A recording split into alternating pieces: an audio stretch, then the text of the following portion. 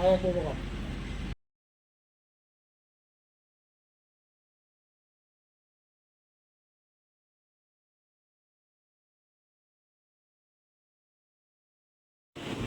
जय शिवराय. मी Mangesh Patil Konkan live चॅनलमध्ये आपल्या सर्वांचं मनपूर्वक स्वागत करतो. मंडळी, मी आता कोकणामध्ये माझ्या गावी नडगिवे बांबरवाडीला, आणि मी आत्ता आलो आहे आपला मुंबई गोवा हायवेवरील नडगिवे वारगाव सीमेवरील असलेला आदिष्टी देवी माता मंदिर. जे तुम्ही पाहताय ना, नवीनवाला आदिष्टी देवी माता मंदिर कसं बनवलं. ते पहिलं जुनंचं थोडंफार काम बाकी होतं. फायनली ते काम आंगणेवाडी जत्रेच्या वेळी झालं होतं. ते बघा, हे मंदिर आहे.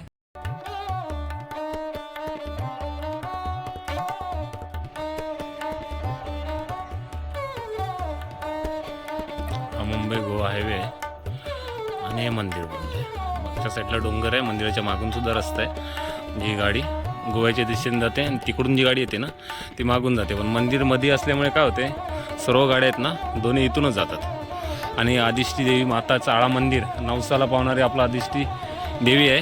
प्रत्येक गाडीवाला इथे येऊन ना अगरबत्ती नारळ देतो, गारणा मांडतो आणि मुंबईला जातो. असं बघी आता हे आली गुरुदेव लक्झरी आहे ना, हे बघा,